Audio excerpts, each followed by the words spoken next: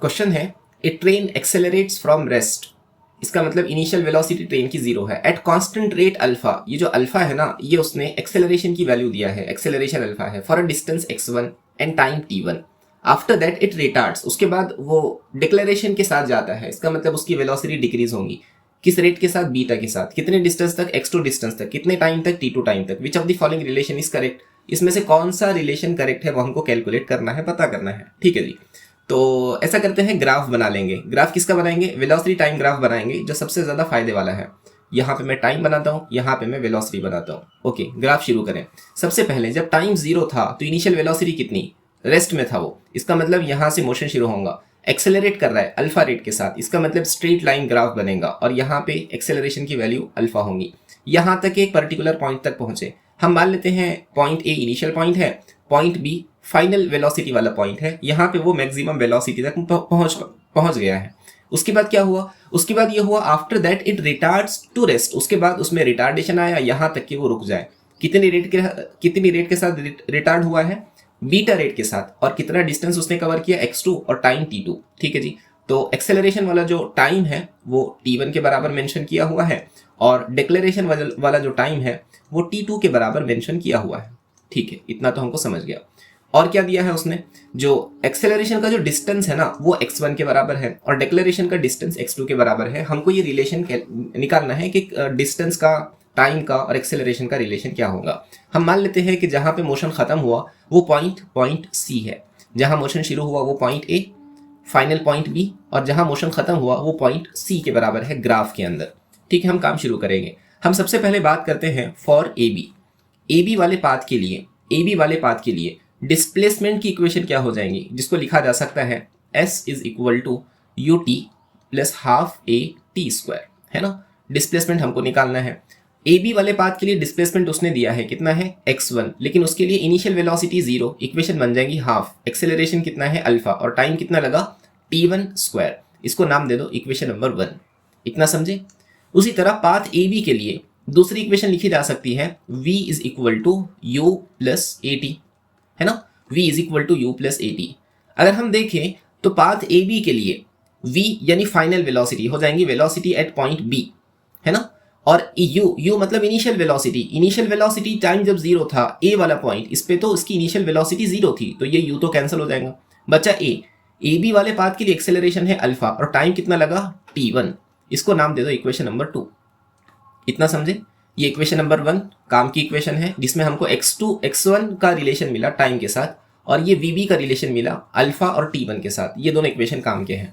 उसके बाद हम बात करते हैं, देखो अगर हम b से c वाले पाथ की बात करें, कौन से b से c वाले पाथ के लिए, तो इसके अंदर पार्टिकल क्या कर रहा होगा, डिक्लेरेट कर रहा होगा, कितनी रेट के साथ, बीटा रेट के साथ। लेकिन अगर हम पार्ट उल्टा कंसीडर करें, मतलब c से b जाए, अगर हम c से b जाए तो यही डिक्लेरेशन क्या में कन्वर्ट हो जाएगा, एक्सेलरेशन में कन्वर्ट हो जाएगा, और उसके लिए एक्सेलरेशन का रेट कितना हो जाएगा, वही जिसके साथ वो डिक्लेरेट हो रहा था, बीटा ही उसका रेट होगा। सी से बी कंसीडर करने में फायदा क्या है, क्योंकि सी हमारा इनिशियल पॉइंट बन जाएगा। जब हम सी से बी कंसीडर करेंगे तो इनिशियल वेलोसिटी कितनी हो जाएगी, इनिशियल वेलोसिटी 0 हो जाएगी। इसको मैं और एक बार बताता हूँ। एक्चुअल मोशन कैसा है, बी से सी तक का है, उसमें बी इनिशियल है और सी फाइनल है। अगर हम इसका रिवर्स प्रोसेस कंसीडर करें, जो कहां से जाएगा, सी से बी तक जाएगा, तो सी क्या हो जाएगा, इनिशियल पॉइंट हो जाएगा, और बी क्या हो जाएगा, फाइनल पॉइंट हो जाएगा। यानी पॉइंट सी की जो वेलोसिटी है वो वेलोसिटी 0, क्योंकि फाइनल वेलोसिटी 0 है, और सी बी वाले प्रोसेस के लिए सी इनिशियल पॉइंट है, इसलिए वहां पे इनिशियल पॉइंट 0 बन जाएगा। ठीक है, अब यही इक्वेशन दोबारा कंसीडर करें। हम बात कर रहे हैं फॉर पाथ सी बी वाले पाथ की बात कर रहे हैं। इक्वेशन क्या होंगी, s is equal to u t plus half a t square, s is equal to u t plus half a t square. Again C B के लिए देखें तो इनिशियल वेलोसिटी पॉइंट सी पर कितनी है, 0, तो ये खत्म हो गया। यानी s यहां से यहां तक जाने में डिस्टेंस कितना कवर हुआ, x2, यानी लिखा जा सकता है x2 बराबर हाफ, और वहां पे एक्सेलरेशन कितना, एक्सेलरेशन बन गया बीटा, और टाइम कितना है, टाइम है t2 का स्क्वायर। ये इक्वेशन काम की है, इसको नाम दे दो इक्वेशन नंबर 3। आई बात समझ में यहां तक, ठीक है जी। अब आगे बढ़ो। उसके बाद अगर हम इक्वेशन यूज करें, ये सी बी वाले पाथ की हम बात कर रहे हैं, इक्वेशन यूज करें v is equal to u plus a t. अब थोड़ा ध्यान से देखें, अगर मैं सी बी वाले प्रोसेस की बात करूं तो c क्या है, इनिशियल पॉइंट है, और b क्या है, फाइनल पॉइंट है। v फाइनल वेलोसिटी कहाँ की, पॉइंट b की, u इनिशियल वेलोसिटी कहाँ की, पॉइंट सी की, वो कितनी है 0, और एक्सेलरेशन सी से बी जाते वक्त कितना है बीटा, और टाइम कितना लगा t2। ये आ गई velocity of point B, vb is equal to beta times of t2। ये इक्वेशन भी काम की है, इसको नाम दो इक्वेशन नंबर 4। अब हम रिलेशन निकालने की कोशिश करते हैं। देखो हमको दो रिलेशन मिल गए। सबसे पहला relation vb is equal to beta t2। उसी तरह हमको इक्वेशन नंबर 2 के थ्रू पता है vb कितना है, vb है अल्फा t1 के बराबर। तो क्या ही अच्छा हो कि हम दोनों इक्वेशन को डिवाइड कर दें, किसको, इक्वेशन नंबर 2, और इक्वेट कर दें इक्वेशन नंबर 4 से, क्योंकि ये भी vb है और ये भी vb है। यानी लिखा जा सकता है vb की जगह पर कितना, alpha t1 is equal to beta times of t2।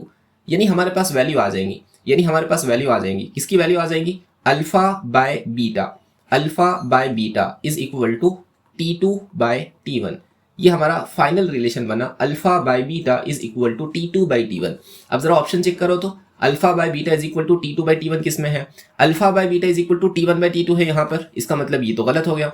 Alpha by beta, alpha denominator में है, alpha by beta is equal to t2 by t1, जी हाँ ये सही है। यहाँ alpha by beta is equal to t2 by t2 लिखा हुआ है, मेरे ख्याल से t2 बाय t1 होगा जहाँ तक मेरा अंदाजा है। यहाँ करेक्शन हो सकता है, तो ये भी ऑप्शन अभी हमारे पास है, ऑप्शन सी भी करेक्ट हो सकता है। ऑप्शन डी के अंदर alpha by beta is equal to t1 by t2, ये भी गलत हो गया। तो दो ऑप्शन में से झगड़ा है, या तो बी या तो सी करेक्ट होगा। अब क्या करो, अब हमारे पास और दो इक्वेशन है, इक्वेशन नंबर 1 एक है और इक्वेशन नंबर 3 एक है। इन दोनों इक्वेशन को डिवाइड कर दो, यानी इक्वेशन 1 डिवाइडेड बाय इक्वेशन 3।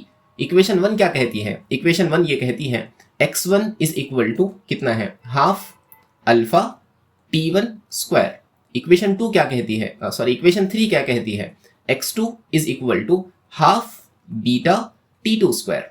आया ना समझ में, ये हाफ को कैंसिल कर देगा, यानी क्या बचा, x1 by x2 is equal to, यहाँ क्या है, यहाँ है अल्फा बाय बीटा, और अभी हमने सीखा है अल्फा बाय बीटा कितना है, t2 बाय t1, और यहाँ पहले से ही क्या है, यहाँ पहले से ही है t1 का स्क्वायर अपॉन t2 का square, t1 square upon t2 square.